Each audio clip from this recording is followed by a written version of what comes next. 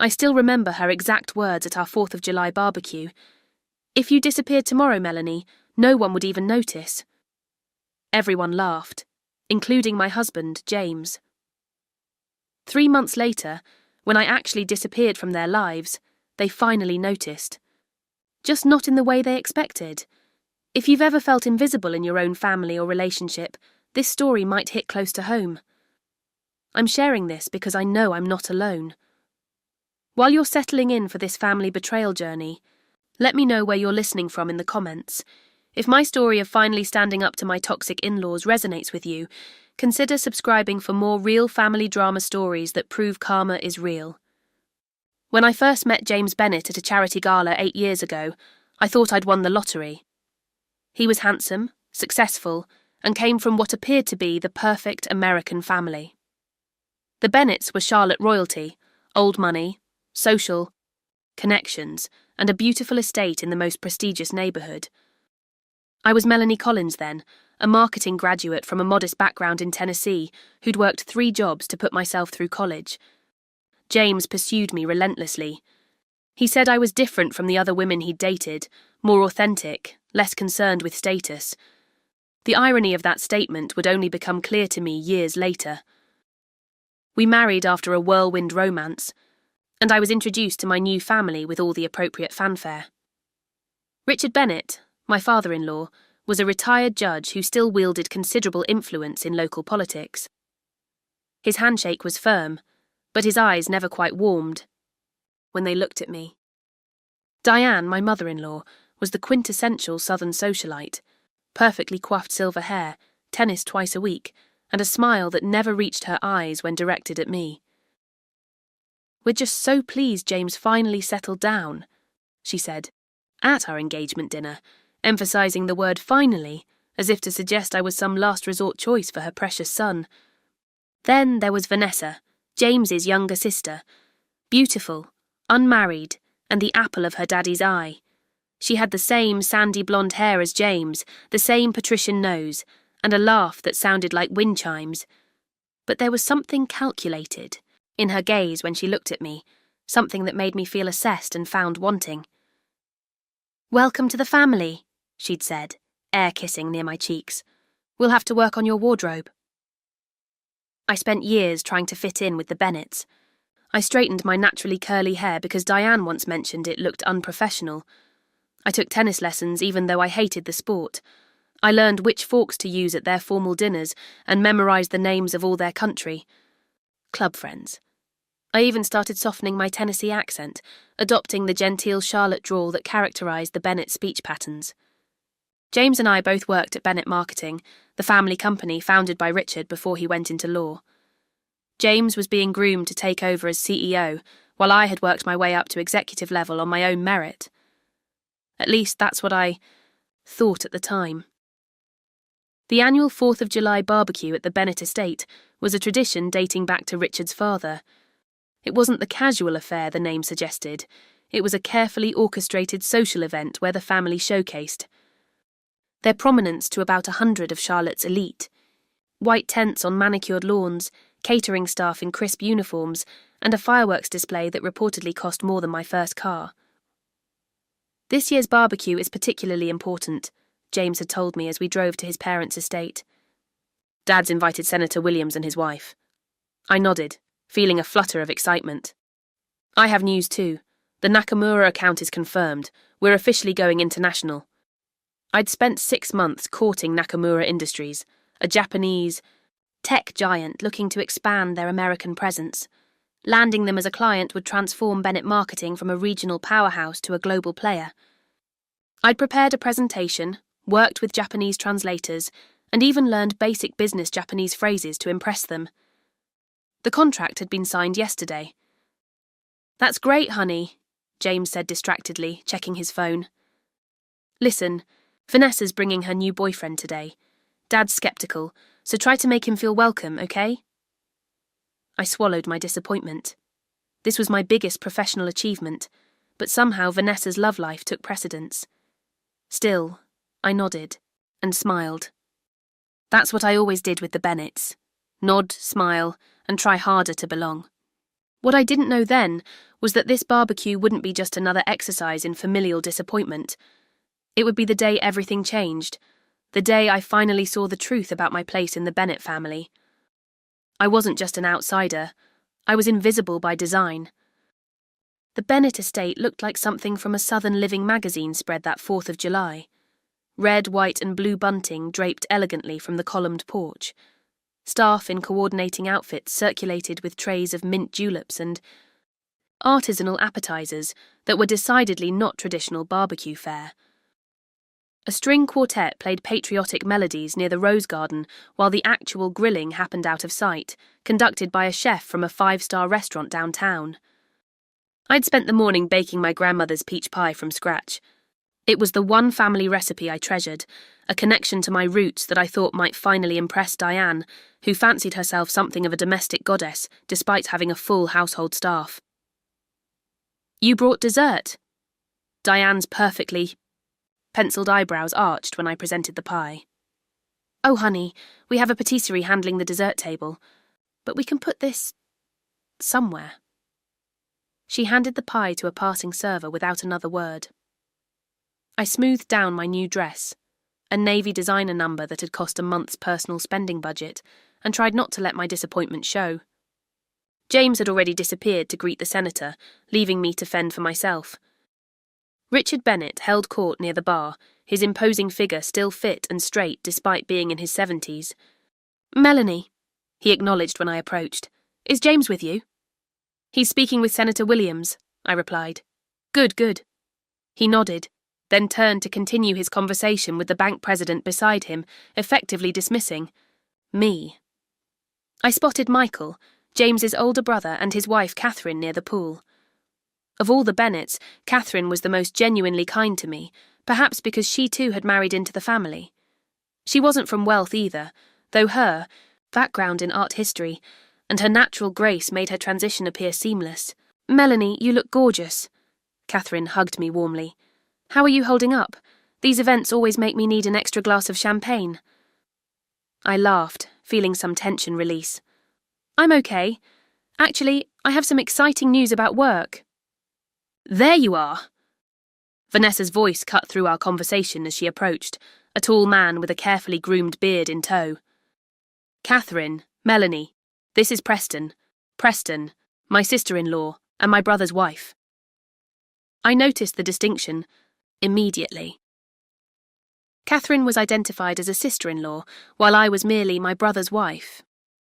It was a subtle dig, but typical of Vanessa's approach. The afternoon progressed with the choreographed precision of all Bennett events. I circulated, made appropriate small talk, and kept looking for an opportunity to share my news about the Nakamura account. When lunch was served at the elegantly set tables on the lawn, I found myself seated at the family table, but positioned at the far end, away from James, who sat between his mother and the senator's wife. As dessert was being served, not my pie, but elaborate red, white and blue pastries from the aforementioned patisserie, Richard stood to make his customary toast. He spoke about family legacy, American values, and then proudly announced that Bennett Marketing had secured a meeting with Nakamura Industries next week. "James has been working tirelessly on this initiative to take our company international." Richard raised his glass. "To the future of Bennett Marketing." I froze, my champagne glass halfway to my lips. That was my account, my connection, my 6 months of work. I looked at James, expecting him to correct his father, to acknowledge my contribution. He merely smiled and accepted the congratulations flowing his way. When the toasts opened to other family members, Vanessa stood, her champagne flute held, aloft, her expression mischievous. "I'd like to make a toast too," she announced, her voice carrying across the lawn. "To my wonderful brother James, who proves every day that the Bennett drive for success lives on." She paused, her gaze finding me at the end of the table. "And to Melanie, who's always there, somewhere in the background." A ripple of uncomfortable laughter moved through the guests. "You know," Vanessa continued, her tone light, but her eyes sharp, "I realised something funny the other day. If you disappeared tomorrow, Melanie, no one would even notice. You're basically just James's shadow anyway." The laughter grew louder, more confident. I felt heat rise to my face as I looked around the table. Richard was chuckling, Diane was hiding a smile behind her napkin, and various family friends were openly laughing. But it was James's reaction that broke something inside me. My husband, the man who'd promised to stand by me, was laughing too. He even reached over to pat Vanessa's arm affectionately, as if to say, "Good one." In that moment, surrounded by people I'd spent years trying to impress, trying to belong with, I felt more alone than I ever had in my life. I carefully set down my napkin, excused myself with a murmured apology that no one seemed to hear, and walked with measured steps toward the house. In the pristine guest bathroom, with its monogrammed hand towels and expensive scented soaps, I stared at my reflection. I barely recognized the woman looking back at me. She had the right clothes, the right hair, the right makeup to be a Bennett. But her eyes held a pain that couldn't be concealed by any designer dress or careful cosmetics. If you disappeared, tomorrow no one would even notice. The worst part wasn't that Vanessa had said it, the worst part was that she was right. James and I met at the spring charity gala for Charlotte Children's Hospital. I was there representing my first marketing firm, a small agency where I'd been working since graduation. James literally bumped into me at the champagne table, spilling my drink. "I'm so terribly sorry," he'd said, his blue eyes crinkling with genuine concern. He was tall, classically handsome, and his tailored tuxedo screamed old money. "Please, let me get you another." We spent the rest of the evening talking. James seemed fascinated by my background, my childhood in rural Tennessee, working on my grandfather's farm during summers, putting myself through college. He said I was refreshingly real compared to the women he usually met. "You have no idea how tiresome it can be," he'd confided. "Everyone wanting you for your family name. Or money." Looking back, there were warning signs from the beginning about how the Bennett family would treat me. Our third date was a dinner at his parents' home. Richard had asked about my family with thinly veiled condescension. "Collins? I don't believe I know any Collins in Charlotte society." "My parents still live in Tennessee, sir," I'd explained. "Quaint," Diane had commented with a tight smile.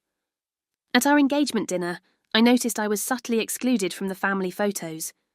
"Oh, let's get one with just the Bennetts," Diane had said, gently manoeuvring me aside. "For the family album, you understand."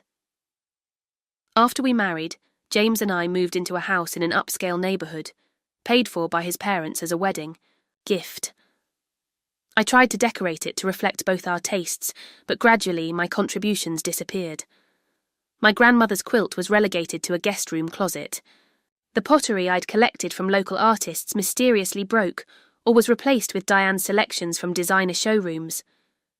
At Bennett Marketing, where I'd been hired based on my portfolio and prior success, I found myself consistently sidelined in meetings.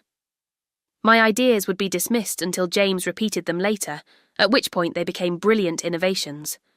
I was assigned the accounts no one else wanted, yet somehow expected to produce miraculous results. I had a recurring nightmare during those years. In it, I would be standing in the middle of the Bennett living room during a family gathering. I would speak, but no sound would come out. I would wave my arms, but no one would look my way. Then, slowly my body would start to fade, becoming transparent until I disappeared completely. The Bennetts would continue their conversation, never noticing I was gone. I tried so hard to win them over. I volunteered for Diane's charity committees, spending weekends at silent auctions and benefit luncheons.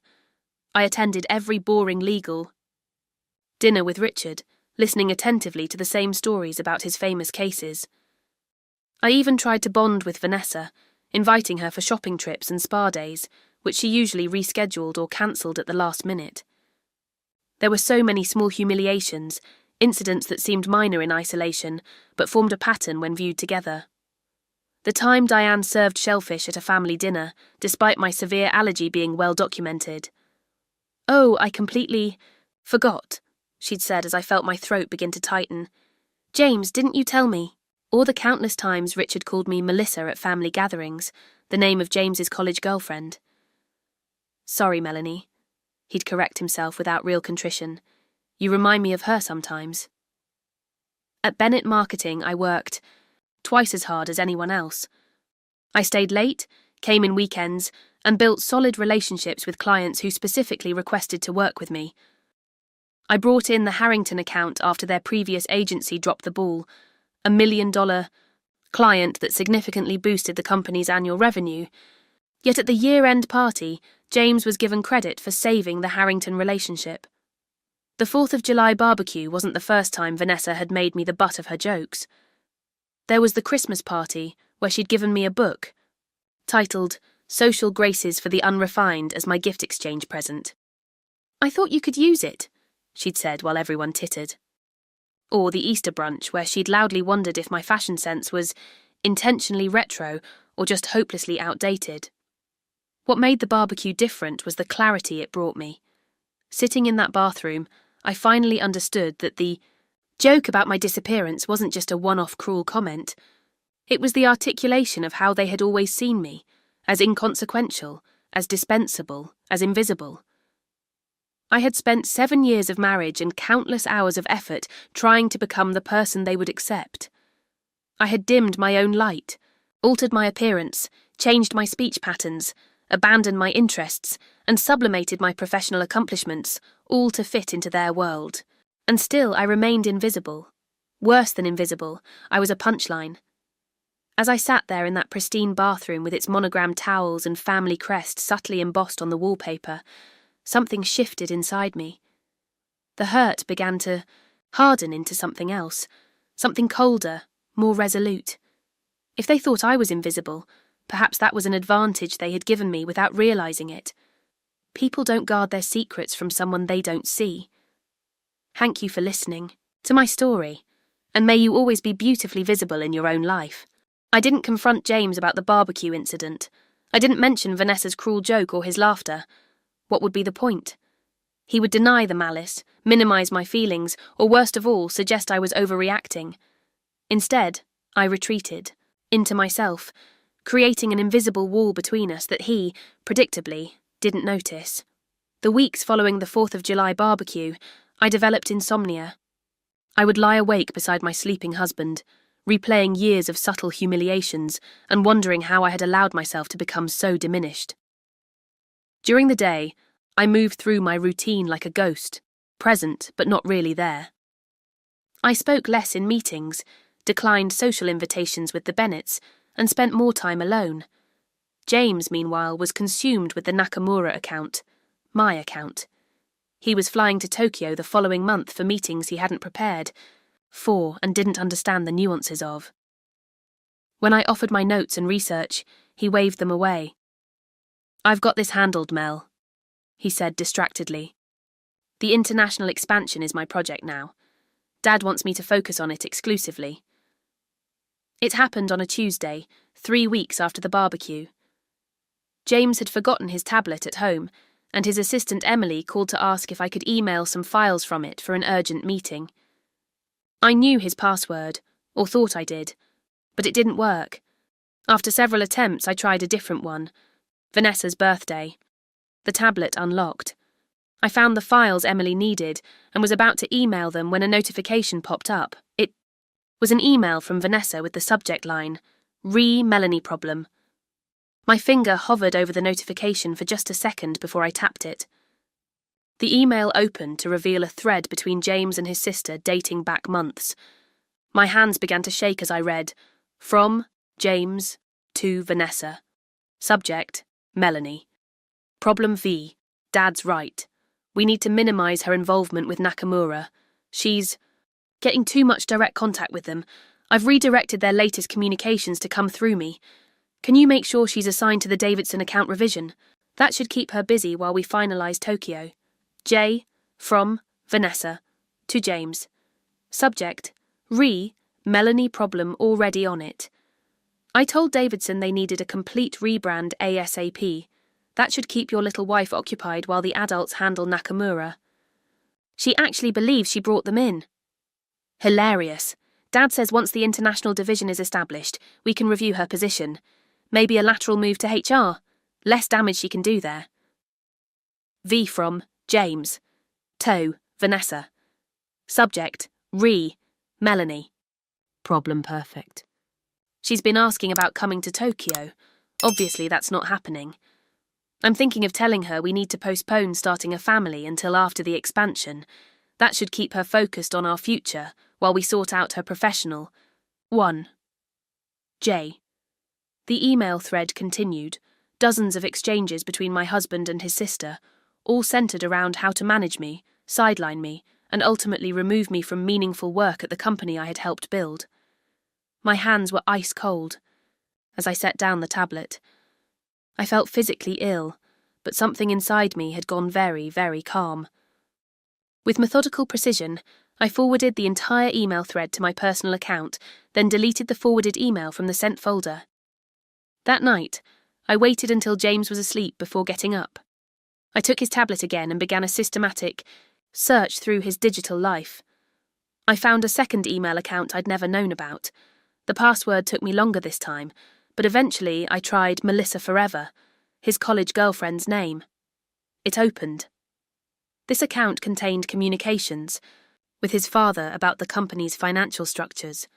I discovered plans to restructure the company before the international expansion, creating a new parent entity where my ownership shares would be significantly diluted. There were discussions about performance issues they were documenting against me, all fabricated, to justify removing me from leadership once the expansion was complete. Most devastating was an email exchange with his assistant Emily. It wasn't just professional. They had been having an affair for at least a year. There were intimate messages, plans for their business trips, and even discussions about their future together once James handled his situation at home.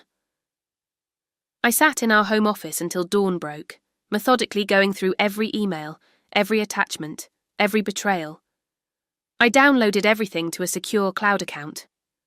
By morning, I had a complete picture of the extent to which my husband, his family, and even the company I worked for had been conspiring against me.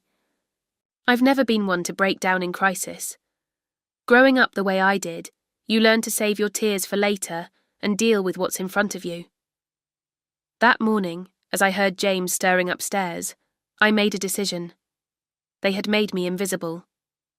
Now I would use that invisibility as my power. If you've ever felt your trust completely shattered by the people closest to you, you know that moment when the pain transforms into a strange kind of clarity. Everything suddenly makes sense, all the small inconsistencies, the dismissive comments, the exclusions that you'd rationalized away. In that moment, you have a choice: remain the victim they've cast you as, or rewrite the story entirely. I chose the latter. They thought I was just James's shadow. They would soon learn that shadows can grow very dark indeed when the light is extinguished. I've always been methodical. It's what made me good at my job despite the Bennetts' efforts to undermine me. Now, I applied that same methodical approach to my exit strategy. I would need 3 months to execute everything perfectly, 3 months, during which I would continue to play the role of the dutiful, oblivious wife and employee. The day after discovering the emails, I made an appointment with Patricia Winters, a divorce attorney known for handling high-profile splits involving business assets. I paid her retainer in cash from my personal savings. The challenge here, Patricia explained in our initial consultation, will be documenting the financial misconduct while protecting your interests in the company. I handed her a flash drive. I've already started. Her eyebrows rose as she reviewed the files. This is unusually thorough. I'm just getting started, I assured her. Over the following weeks, I created a comprehensive record of my contributions to Bennett Marketing. I saved emails from clients praising my work. I documented instances where my ideas had been implemented under James's name. I recovered presentations I had created that James had presented as his own. But most importantly, I began quietly copying. Evidence of financial irregularities I discovered while exploring James's hidden communications. Richard Bennett, for all his legal knowledge, had been playing fast and loose with company accounting. There were questionable tax deductions, misleading statements to investors, and a pattern of financial reporting that walked a fine line between creative accounting and outright fraud. I also discovered something that made my blood run cold.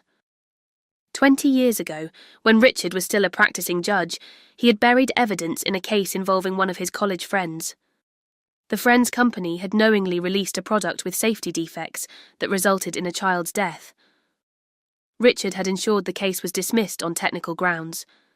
The family had never received justice, and Richard had later received a very generous loan from his friend that was never repaid. I found this information in a scanned letter kept in a password-protected folder. Richard had kept it as insurance against his friend, but now it would serve as my insurance against Richard. Meanwhile, I began establishing my own financial independence. I opened new accounts at a bank the Bennetts didn't use. I transferred small amounts regularly from my personal savings to avoid triggering any alerts. I sold jewellery James had given me, pieces I had never particularly liked anyway, and converted the proceeds to cash. I reached out to my brother Alex in Atlanta. We had drifted apart after my marriage, partly because the Bennetts had subtly discouraged me from maintaining close ties with my simple family. Alex was surprised but immediately supportive. I never liked them, he admitted during our phone call. But I figured you knew what you were doing. I didn't, I said honestly, but I do now. Alex offered his guest room for as long as I needed it. He also put me in touch with a former college friend who owned a marketing firm in Atlanta and was looking to expand. By the end of the second month, I had secured an apartment in Atlanta under my maiden name, lined up preliminary interviews with 3 marketing firms, and prepared a comprehensive file for the Securities and Exchange Commission detailing Bennett Marketing's financial irregularities. I also began moving my personal belongings out of the house in small batches, photo albums from before my marriage, the few family heirlooms I had managed to keep, clothes James never noticed I wore. I stored them temporarily at a small storage unit paid for in cash. The hardest part was maintaining the facade at work and at home. I smiled through family dinners, nodded at James's self-aggrandizing stories, and pretended not to notice when he came home late smelling of Emily's distinctive perfume. At the office, I diligently worked on the Davidson account rebrand, knowing it was busy work designed to sideline me. I even attended a charity lunch with Diane, where she spent 2 hours criticizing my contributions to the silent auction. Perhaps next year you could focus on just helping with the setup, dear. The procurement of items requires certain connections. Through it all, I maintained my composure, playing the role they had assigned me, the insignificant, invisible Melanie who didn't warrant their concern or attention. What gave me strength during those weeks was knowing what they didn't. I saw everything now, every manipulation, every lie, every betrayal. And for someone supposedly so invisible, I sure knew a lot of their secrets. As my departure date grew closer, I finalized the last details. I scheduled the delivery of my SEC evidence for exactly 1 week after I would be gone. I prepared emails to Bennett Marketing's key clients expressing concerns about the company's stability and financial reporting, set to send automatically after my disappearance. I transferred my personal investment in the company, a significant amount that James had always dismissed as cute that you want to contribute, to my new accounts. The withdrawal would create immediate cash flow issues for the company, but would be completely legal. The night before James was scheduled to leave for a business trip to Chicago, actually a weekend with Emily at a lakeside resort, according to their emails, I sat across from him at dinner, feeling a strange sense of peace. "Everything okay?" he asked, barely glancing up from his phone. "You're quiet tonight." "Just thinking about the future," I replied, which was entirely true. "Don't worry about the Tokyo expansion," he said, misinterpreting my comment. "Once it's established, we'll be in an even better position. Trust me." I smiled. "I always have." The irony seemed lost on him. The morning James left for his business trip with Emily, he kissed me distractedly on the cheek and reminded me to water the plants on the deck, as if that would be my primary concern while he was gone. I smiled, wished him a productive trip, and watched his car disappear down our tree-lined street. I had already said my silent goodbyes to Bennett Marketing the previous day. I had walked through the offices one last time, nodding to colleagues who had never really seen me. I had touched the conference room table where I had presented countless campaigns. I had even taken a moment in the small office I had earned through years of hard work, looking at the view of downtown Charlotte that had once symbolised my success. My last interaction had been with Catherine, Michael's wife, who caught me looking wistful as I left the building. "Everything okay, Melanie?" she had asked with genuine concern. For a moment, I had considered confiding in her. Catherine had always been kind, always seen me when others looked through me, but involving her would only complicate her own position in the family.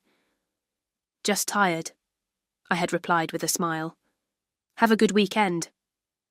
Now, with James gone, I began the final phase of my plan. I moved methodically through our house, collecting only what truly mattered to me: my grandmother's recipes, photos from my life before James, the first marketing award I had won in college.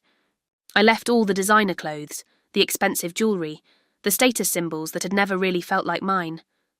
I transferred the last of my documents to my lawyer with explicit instructions.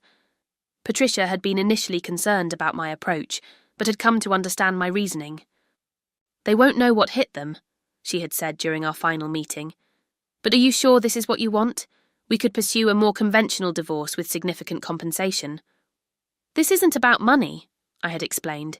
"It's about finally being seen."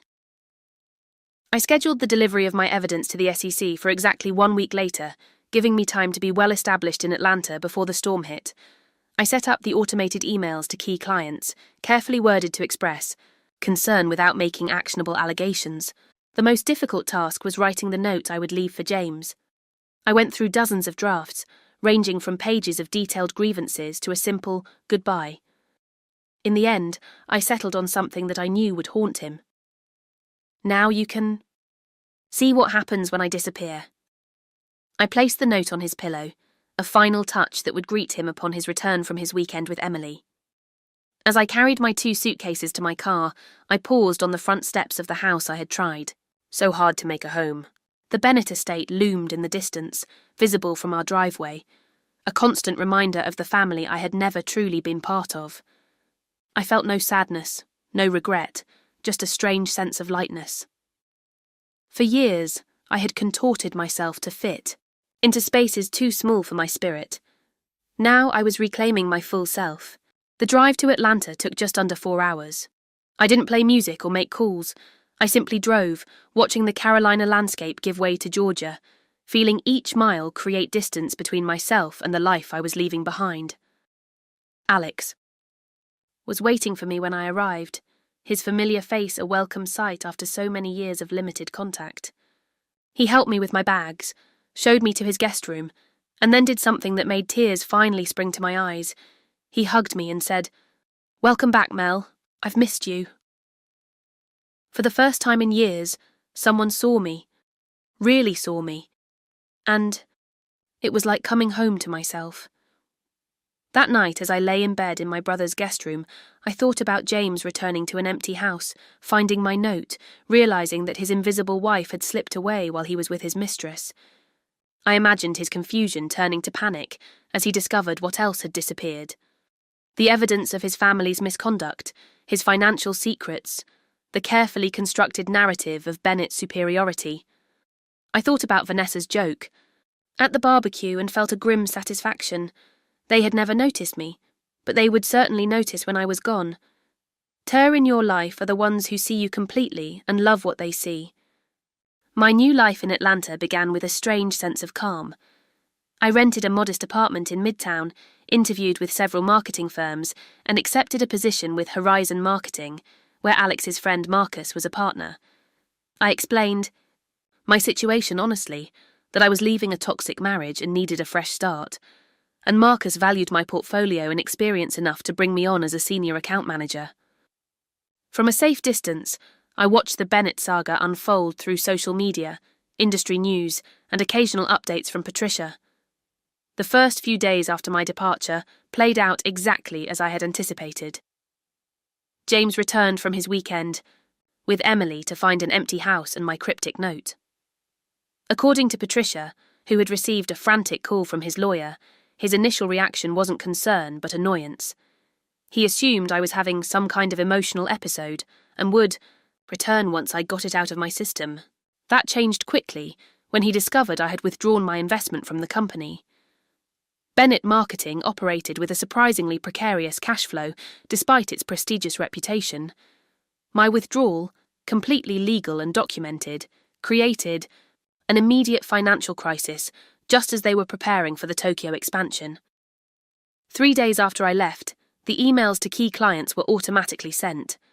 They were carefully worded, expressing my personal concerns about recent observations regarding financial stability, without making specific allegations that could be considered defamatory. Coming from me, someone clients trusted and had worked with directly, these vague warnings were enough to cause serious concern. By the end of the first week, 2 major clients had put their contracts on hold, pending clarification of certain financial matters. James and Richard were scrambling to reassure everyone while simultaneously trying to locate me. Patricia forwarded me an email from James's lawyer.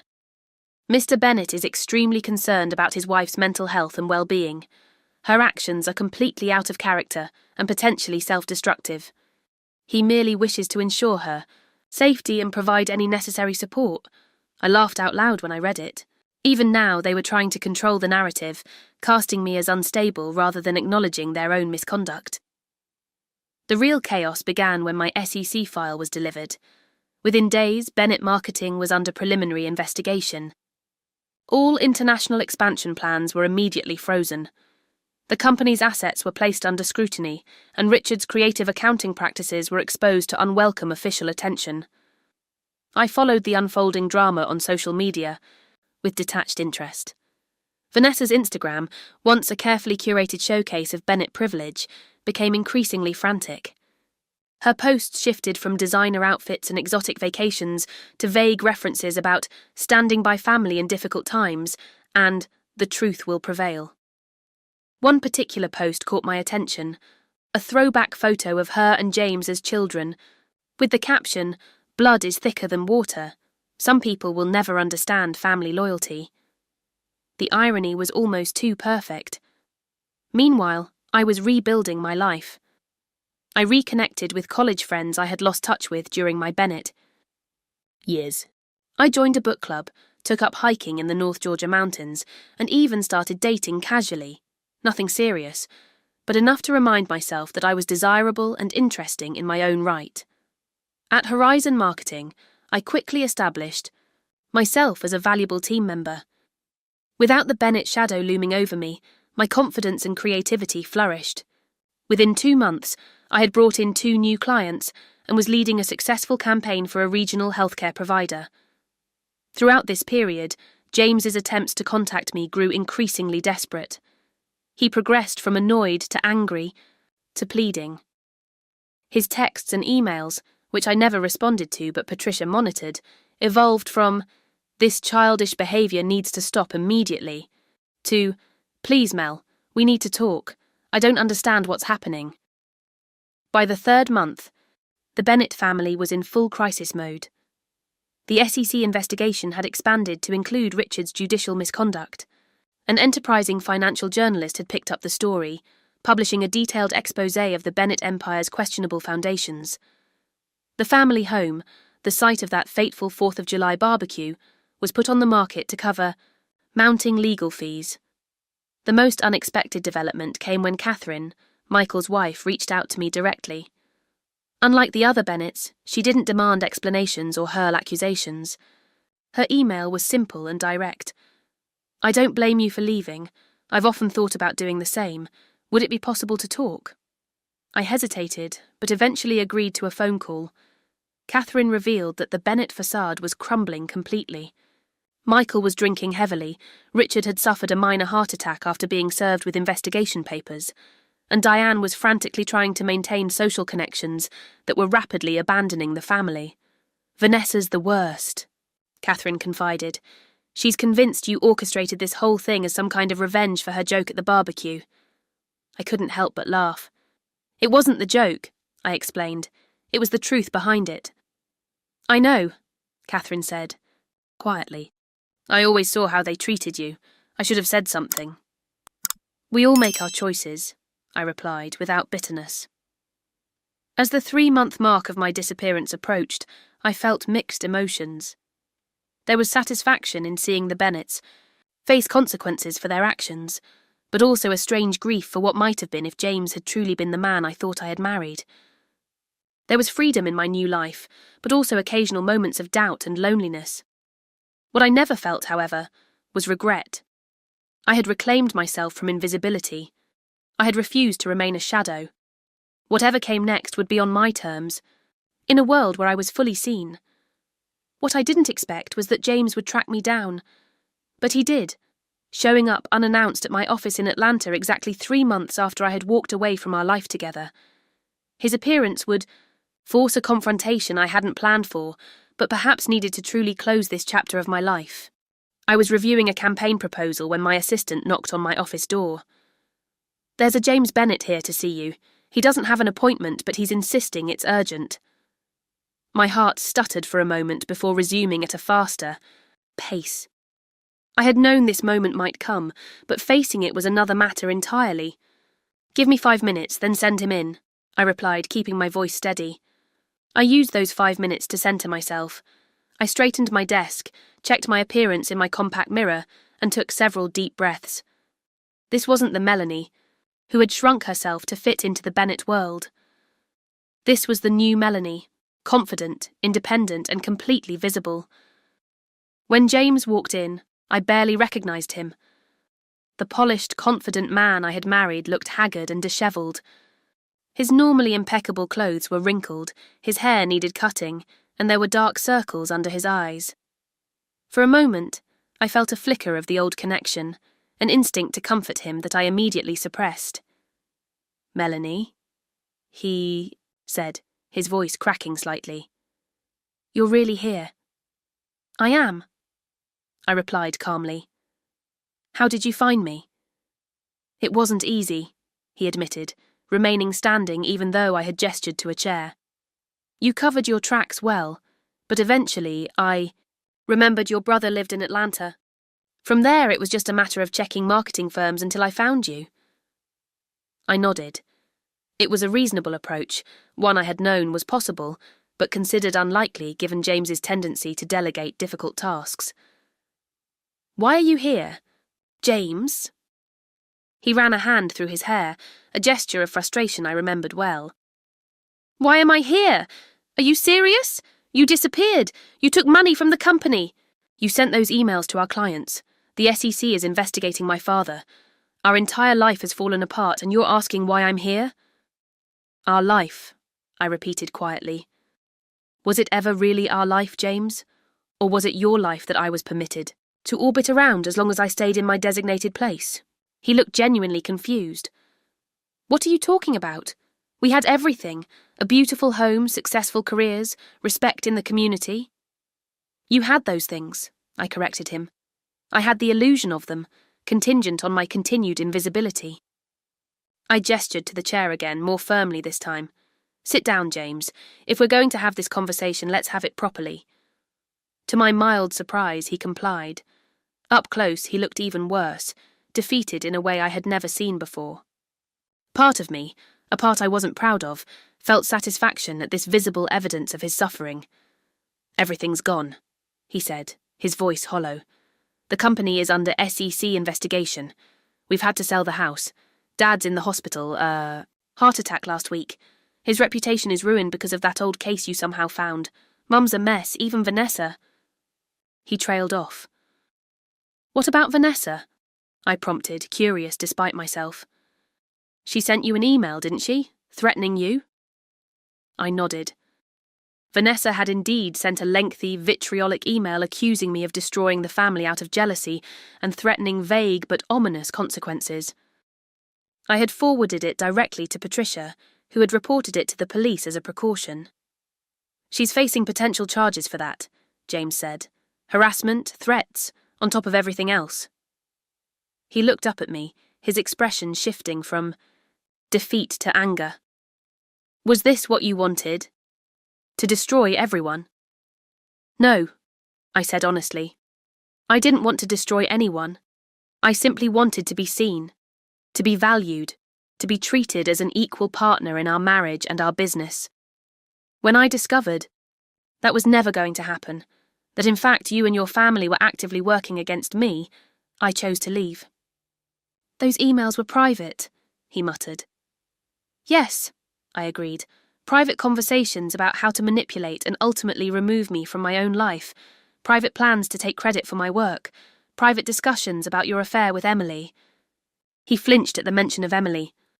That wasn't serious, it was just, please don't insult my intelligence, I interrupted. Not anymore, we're beyond that now. We sat in silence for a moment, the weight of years of deception and disappointment hanging between us. Finally, James spoke again, his voice quieter. I didn't come here to fight, Melanie. I came because I need to understand. How did we get here? When did you change? The question was so typically James, centered on his perception, his experience, that I almost laughed. I didn't change, James. I woke up. There's a difference. I pulled out a folder from my desk drawer and slid it across to him. These are divorce papers. Patricia has been in contact with your lawyer for weeks. Everything is fair, I'm not asking for ongoing support or additional compensation beyond what was legally mine to begin with. I simply want a clean break. He stared at the folder without opening it. Is there any way we could try again? Start over somehow? I know I made mistakes, but... James, I cut him off gently. The woman you want to start over with doesn't exist. She was a creation, partly yours, partly mine, partly your family's. The real me is sitting across from you now, and she isn't going back to being invisible. I loved you, he said, and I thought I detected a hint of genuine emotion. Perhaps, I acknowledged, but you loved a version of me that fit conveniently into your world. You never saw all of me. You never wanted to. He opened the folder slowly, glancing through the documents inside. You were planning this for months. Yes. You recorded everything, copied emails, gathered evidence. Yes. He looked up at me, a new expression in his eyes, something like grudging respect mixed with fear. I never knew you could be so calculating. You never really knew me at all, I replied simply. That was the problem. James sat back in his chair, studying me as if seeing me for the first time. Vanessa's joke at the barbecue, that's what triggered all this, isn't it? I shook my head. It wasn't the joke. It was everyone's reaction to it. It was your reaction, James. You laughed. You patted her arm like she'd said something clever instead of cruel. In that moment, I saw the truth about my place in your family. It was just a stupid joke, he protested weakly. No, I said firmly. It was the truth. If I disappeared, no one would notice. So I decided to test that theory. His expression darkened. We noticed, Melanie. The whole world noticed. Look at what's happened. You didn't notice me disappearing, I clarified. You noticed the consequences of my disappearance. There's a difference. We lapsed into silence again. Outside, my office window, Atlanta traffic moved steadily along Peachtree Street. My new life continued, even as I sat facing the ghost of my old one. Finally, James picked up the divorce papers. I'll have these reviewed and signed. I nodded. Thank you. He stood to leave, then paused at the door. I was angry when I found out what you'd done. Furious, actually. I wanted to hate you for destroying everything. He shook his head slowly. But then I realised something. You were right about one thing, Melanie. You were invisible. That's why none of us saw you coming. With that, he was gone, leaving me alone with the strange feeling that for the first time in our relationship, James had actually seen me clearly. 1 year later, I stood on the rooftop deck of my new condo in Midtown Atlanta, watching the sunset paint the skyline in shades of gold and pink. Music and laughter drifted up from the gathering I was hosting, a combination 4th of July celebration and 1-year anniversary of my freedom. Horizon Marketing had promoted me to partner 6 months earlier, after my work with regional healthcare providers expanded into a national campaign that garnered industry awards. I had my own team now, young marketers I mentored with an emphasis on recognition and credit for their contributions. My personal life had blossomed as well. I had reconnected with my family, spending holidays in Tennessee for the first time in years. My brother Alex and I had weekly dinner dates where we made up for lost time. I had even started seeing someone, a literature professor named David, who saw and appreciated me exactly as I was. The divorce had been finalised without drama. James had signed the papers and respected my wishes for no further contact. Bennett Marketing had eventually been sold to a larger agency after the SEC investigation resulted in substantial fines, but no criminal charges. Richard had recovered from his heart attack, but retired from public life entirely. Vanessa's harassment charges had been reduced to a warning after she agreed to leave the state. Last I heard, she was trying to rebuild her life on the West Coast. The most surprising development had been my friendship with Catherine. After that initial phone call, we had stayed in touch. When she finally left Michael 6 months after my departure, I had helped her find an apartment in Atlanta and introduced her to my growing circle of friends. "There you are." Catherine's voice broke into my thoughts as she joined me on the rooftop deck. "Everyone's looking for you downstairs. David's telling that hilarious story about his disastrous first lecture again." I smiled. "I'll be down in a minute. Just wanted a moment to take it all in." Catherine nodded understandingly, leaning against the railing beside me. 1 year, she mused. Hard to believe so much has changed. "Do you regret it?" I asked. "Leaving?" She shook her head decisively. "Not for a second. Best decision I ever made. Second only to your decision, which gave me the courage to make mine." We stood in comfortable silence, watching the city lights begin to twinkle as dusk deepened. "Oh, I almost forgot to tell you," Catherine said suddenly. "I ran into Diane yesterday."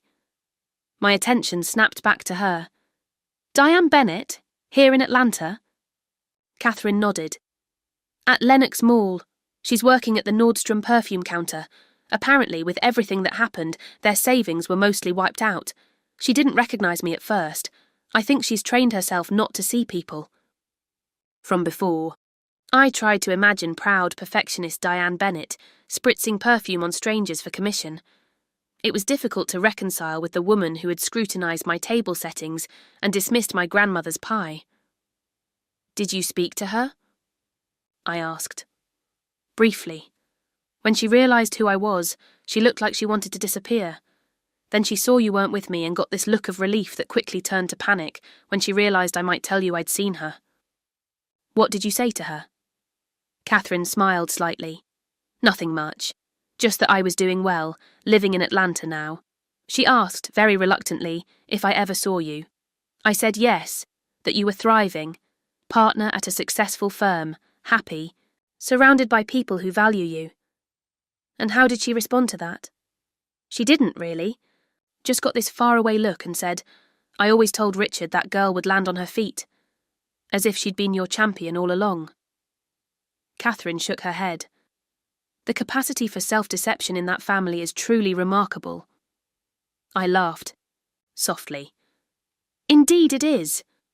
We were interrupted by David calling up from the stairwell. "Mel, are you up here? We're about to start the fireworks." "Coming," I called back. Catherine touched my arm before we headed downstairs. "You know, there's something I never told you. At that barbecue, after Vanessa made that awful joke and you left the table, I confronted James. I told him he should be ashamed for letting his sister speak to his wife that way."